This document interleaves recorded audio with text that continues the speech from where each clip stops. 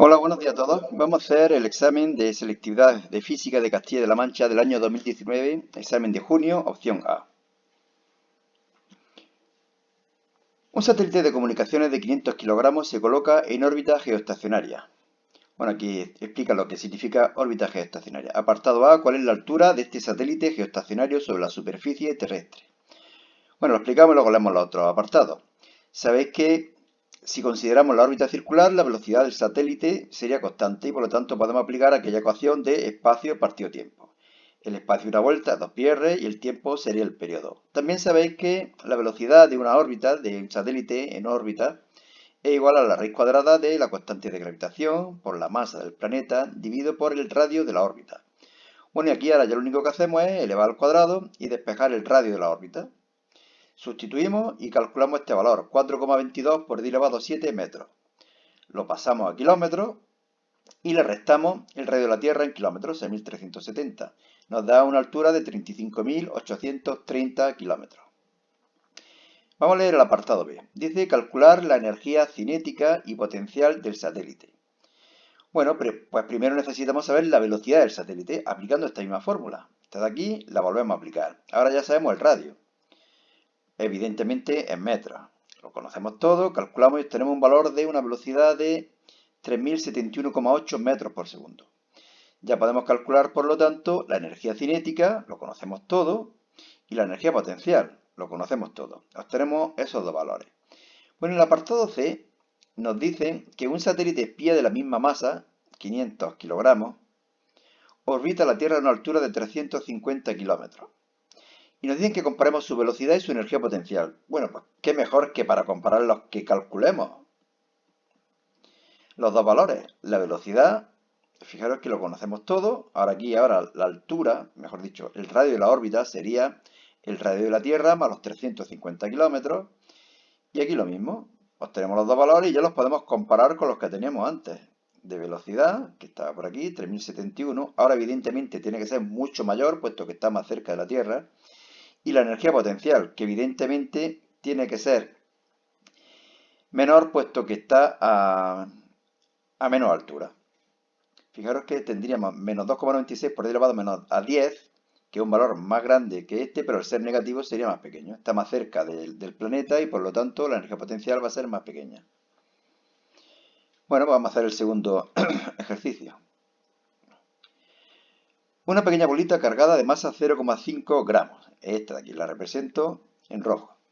Situada dentro de un campo eléctrico uniforme vertical que apunta hacia arriba. Nos lo indican las 4 flechas. Se mantiene en equilibrio mediante un hilo tenso muy ligero que la sujeta desde abajo. Explicar razonadamente si la carga de la bolita es positiva o negativa. Bueno, como el peso va hacia abajo y la tensión también va hacia abajo, la fuerza evidentemente tendrá que ir hacia arriba.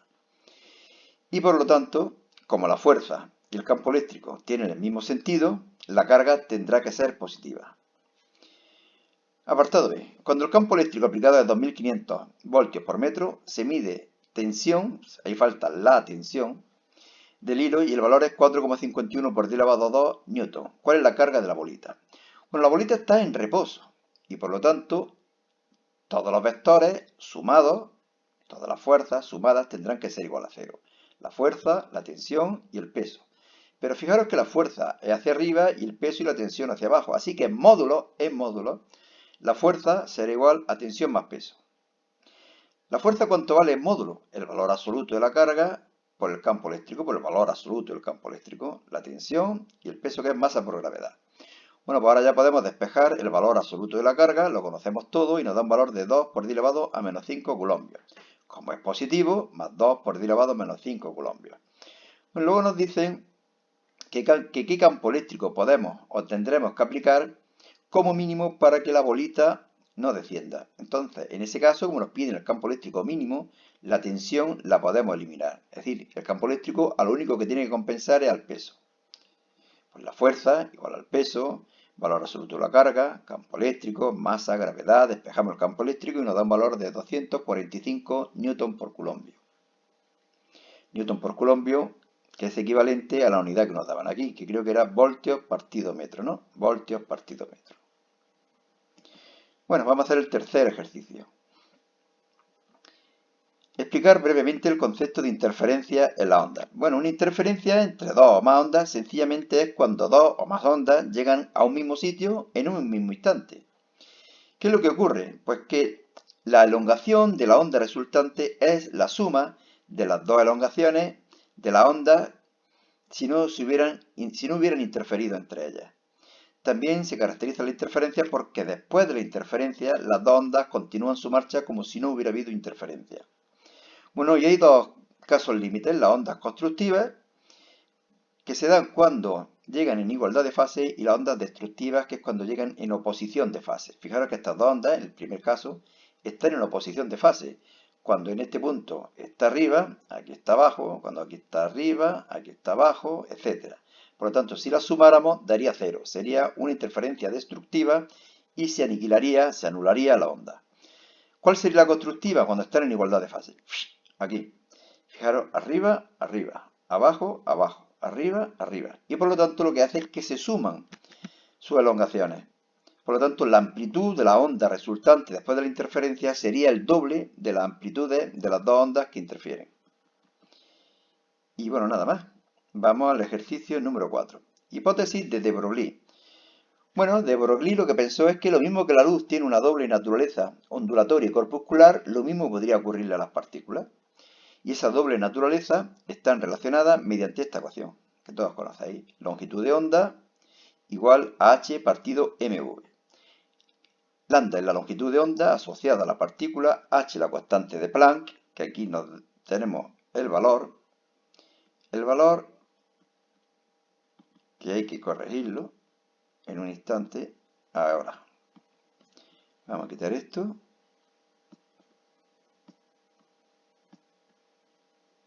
Lo quitamos. M es la masa de la partícula, evidentemente en kilogramos, y V la velocidad de dicha partícula en metros por segundo. Podemos indicar también que como h tiene un valor muy pequeño, 6,63 por 10 elevado a menos 34, la longitud de onda asociada solamente será apreciable en las partículas subatómicas.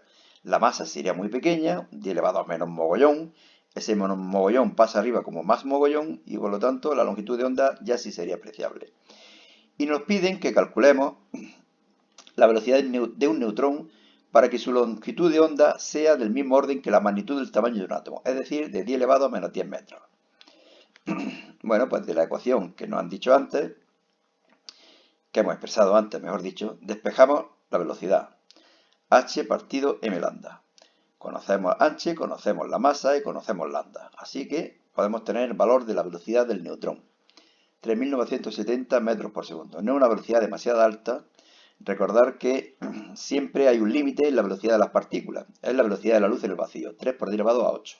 Aquí evidentemente estamos lejísimos de ese valor.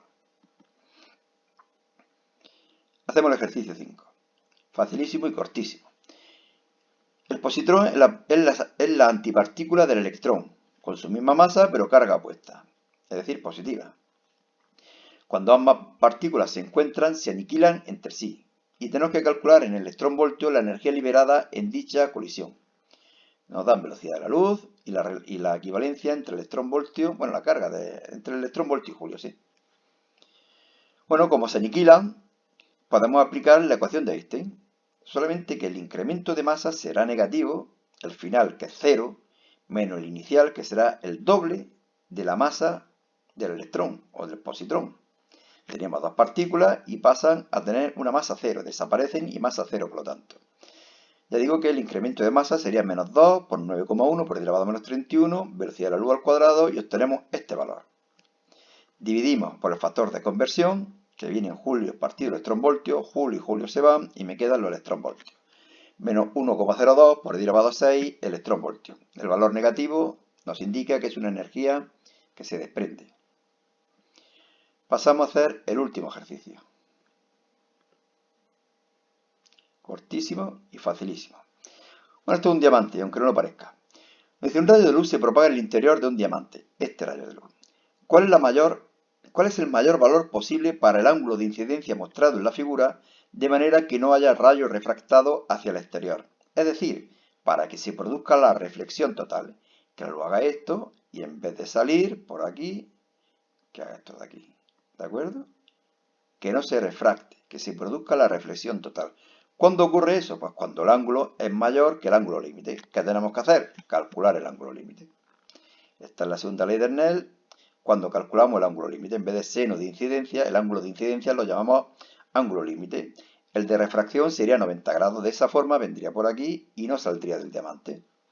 Calculamos L, el ángulo límite, y nos da un valor de 24,3 grados. Es decir, que para ángulos mayores o iguales a 24,3 grados no se produce la refracción de la luz y por lo tanto la luz no sale al exterior. Bueno, pues listo el examen, la opción A. Seguramente mañana o pasado colgaré la opción B. ¿De acuerdo? Bueno, pues nada más. Cuidado con el bicho y no salgáis a la calle. Hasta luego, Lucas.